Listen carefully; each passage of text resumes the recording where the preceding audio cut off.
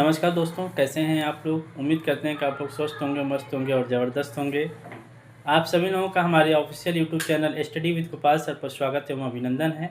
आज हम आपके लिए एक छोटा-सा जीन पियाजे का सिद्धांत लेके आए हैं, जो इस प्रकार से है। इसको आप लोग पढ़ेंगे, समझेंगे।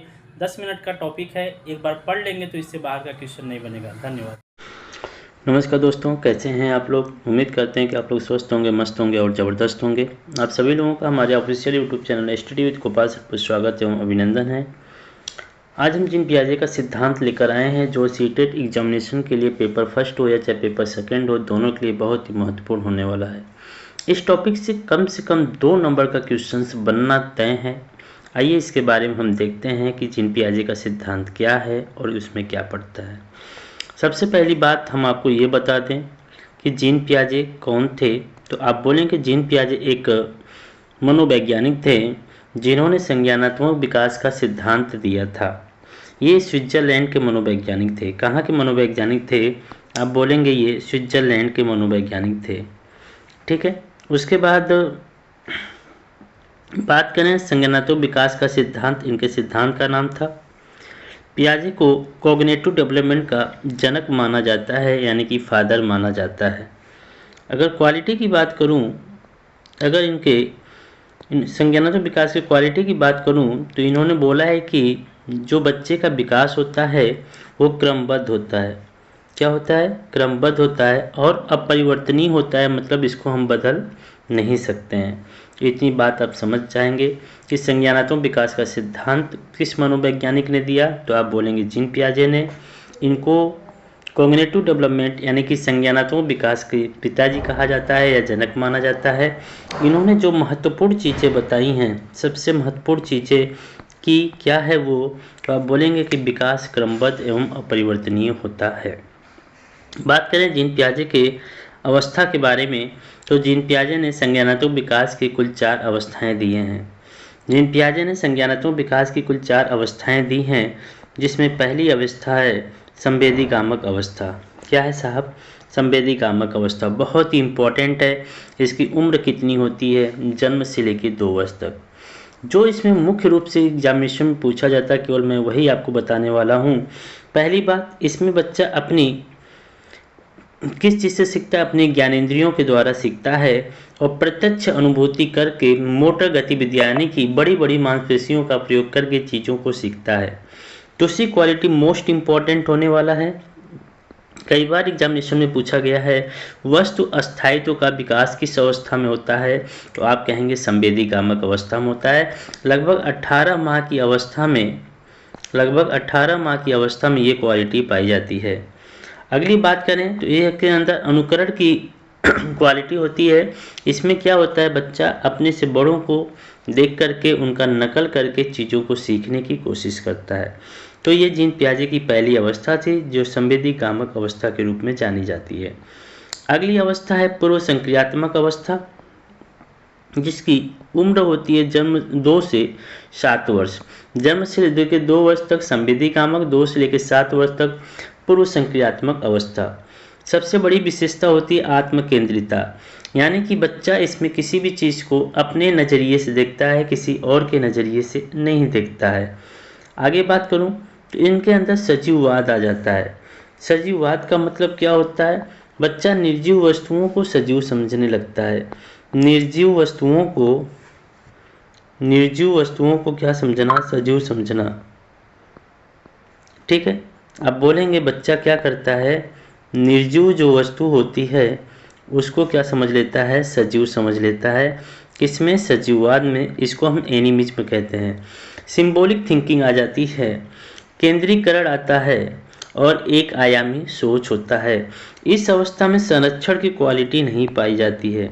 आप इस चीज़ को ध्यान रखेंगे कि किसकी क्वालिटी नहीं पाई जाती, तो आप बोलेंगे संरक्षण की क्वालिटी नहीं पाई जाती है।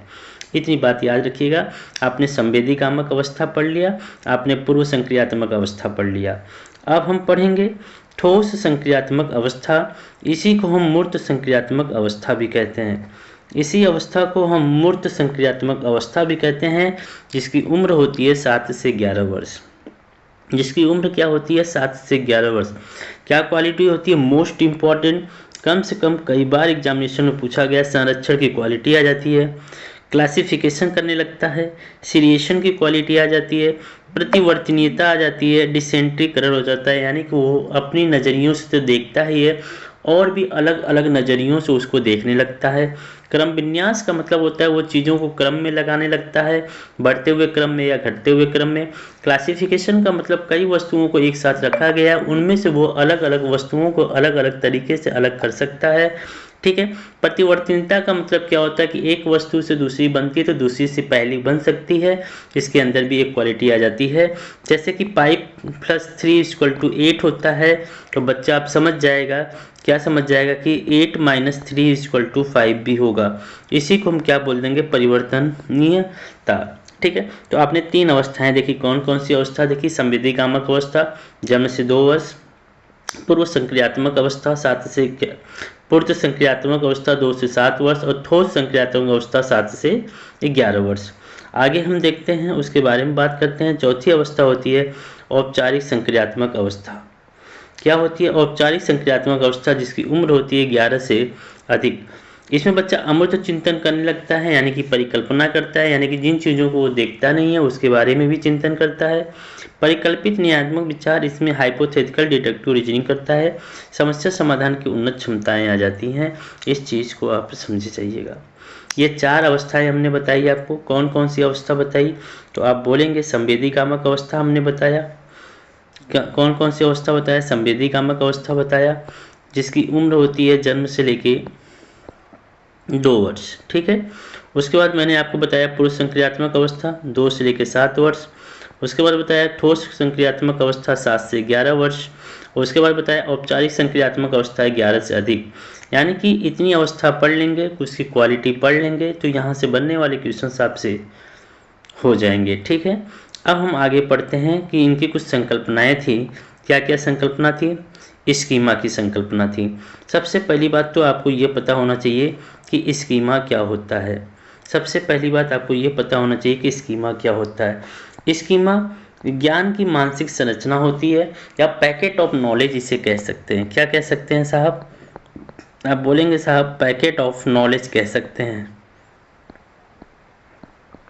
ठीक है। तो ये स्कीमा आपको समझ में आ गया कि स्कीमा क्या होता है। अब जब कहीं बच्चा जाता है तो उसके पास जो ज्ञान होता है वो पूर्व ज्ञान कहलाता है, यानी कि जो स्कीमा में क्या होती है, निहित होती है। अगली बात बताएं, आत्मसातीकरण क्या होता है। अगर आपसे पूछे कोई आत्मसातीकरण क्या होता है, तो आप स्कीमा में नई जानकारी को क्या करते हैं, जोड़ते हैं।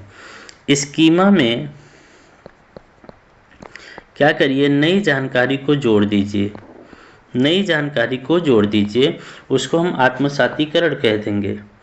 लेकिन साहब अगर स्कीमा में आप क्या कर रहे हैं, सुधार कर रहे हैं, स्कीमा में आप सुधार कर रहे हैं, आपके पास स्कीमा है और स्कीमा में आप क्या कर रहे हैं साहब, या तो सुधार कर रहे हैं या क्या कर रहे हैं, परिवर्तन कर रहे हैं, या क्या कर रहे हैं, परिवर्तन कर रहे हैं, उसको हम अकोमोडेशन, समंजन या समायोजन भी कहते हैं। क्या कहते हैं, समायोजन भी कहते हैं। इस चीज़ को ध्यान रखिएगा। साम्यावस्था क्या होता है, इक्विलिब्रियम। विकास की प्रक्रिया में आत्मसात और समंजन, समंजन का मतलब क्या होता है, एकोमोडेशन या समायोजन को संतुलन करने की अवस्था को हम इक्विलिब्रियम कहते हैं, यानी कि अनुकूलन भी इसी को कहते हैं। अच्छा, संरक्षण के प्रकार क्या होते हैं, जो आपने देखा कि बच्चे के अंदर पूर्व संक्रियात्मक अवस्था में ये क्वालिटी नहीं पाई जाती है, लेकिन मूर्त संक्रियात्मक अवस्था में ये क्वालिटी पाई जाती है। ये कहाँ पे पाई जाती है, तो आप बोलेंगे मूर्त संक्रियात्मक अवस्था में। क्या बोलेंगे साहब, मूर्त संक्रियात्मक अवस्था में। उम्र क्या होती है, 7 से 11 वर्ष। ठीक है। तो द्रव्यमान की बात समझ जाता है, आयतन का मतलब समझ जाता है, संख्या और लंबाई, बहुत सी चीज़ों का वो मतलब समझने लगता है। इस चीज़ को आपको ध्यान देना है, इस चीज़ को आपको क्या देना है साहब, ध्यान देना है, ताकि चीज़ें उनको समझ में आने लगे। इतनी बात आप समझ पाए, आप कहेंगे हाँ हम इतनी बात तो समझ गए, आप कहेंगे हाँ हम इतनी बात तो समझ गए। ठीक है, आगे बात करते हैं, उसके बारे में हम लोग जानकारी आपको देंगे कि और जीन पियाजे ने क्या क्या बताया है। तो जीन पियाजे की अवस्था के बारे में आपने देखा, जीन पियाजे की क्वालिटी आपने देखा, जीन पियाजे के चरण के बारे में आपने देखा। तो इतनी जानकारियाँ आपको समझ में आ गई होंगी। आगे बात करते हैं, पियाजे के अनुसार शिक्षण के निहितार्थ क्या होते हैं। तो पियाजे ने बताया बच्चे को सक्रिय अधिगम के रूप में देखना चाहिए। हर बच्चा क्या होता है, सक्रिय अधिगम करता होता है। दूसरा, बच्चे को खोज आधारित शिक्षण करवानी चाहिए। तीसरा, ठोस वस्तुओं एवं अनुभवों से सिखाना चाहिए, यानी कि इन चीज़ों से रिलेट करके बताना चाहिए। बच्चे की संज्ञानात्मक अवस्था के अनुसार शिक्षण करानी चाहिए। भूल को सीखने की प्रक्रिया का हिस्सा मानना चाहिए, यानी कि जो बच्चा त्रुटि करता है, जो गलती करता है, वो सीखने का एक पड़ाव होता है, न कि उस पे बच्चे को दंड देना है, शिकायत करना है, कच्चा कच से बाहर करना है। ऐसी एक्टिविटी नहीं करनी है। आपको क्या करना है साहब, वो बच्चा अगर गलती किया है तो वो सीखने का एक हिस्सा है, उसको एक अच्छी बात मान करके अब उस प्रोसेस को समझना चाहिए, उसके चिंतन को समझना चाहिए। तो एक शिक्षक क्या होता है, एक शिक्षक मार्गदर्शक के रूप में होता है। इस चीज़ को जानते रहिएगा, ये बहुत इंपॉर्टेंट है, कई बार एग्जामिनेशन में क्वेश्चन पूछा गया है। अगर पियाजे और वाइगोस्की की हम तुलना करें तो पियाजे व्यक्तिगत विकास पर जोर देते हैं, जबकि वाइगोस्की सामाजिक सांस्कृतिक पर जोर देते हैं। भाषा की तुलना करें तो भाषा की बात करें तो वाइगोस्की किसको, समाज को की भाषा को तो आप बोलेंगे भाषा को, जबकि पियाजे विचार को तवज्जो देते हैं। जेडपीडी की बात करें तो जोन ऑफ प्रॉक्सिमल डेवलपमेंट, जिसमें हम समीपस्थ विकास के क्षेत्र की बात करते हैं। आत्मसात समंजन पियाजे की बात होती है। तो इस क्लास को अगर आपने देखा, अगर इस क्लास से थोड़ा बहुत भी आपको जानकारी मिली हो, कुछ चीज़ें आपको अच्छी लगी हो, अगर आपको लगता है कि जीन पियाजे का सिद्धांत हमें पढ़ने से हमें कुछ सीखने को मिला है, तो आप लोग इस चैनल को लाइक, शेयर और सब्सक्राइब करके सहयोग प्रदान करिएगा और ज़्यादा से ज़्यादा इस वीडियो को आप शेयर करिएगा ताकि उनका भी भला हो सके। तो क्लास कैसी लगी इसके बारे में ज़रूर अपना फीडबैक दीजिएगा। एक बढ़िया सा कमेंट, क्लास देखने के बाद अगर क्लास आपको अच्छी लगी हो तो एक कमेंट जरूर कर दीजिएगा इस लेक्चर के बारे में कि जीन पियाजे का सिद्धांत आपको समझ में आया कि नहीं आया। तो आज के लिए इतना ही। अपना ध्यान रखिएगा, स्वस्थ रहिएगा, मस्त रहिएगा, ज़बरदस्त रहिएगा। मिलते हैं कल अपने एक नए वीडियो के साथ, नए लेक्चर के साथ। तब तक के लिए धन्यवाद।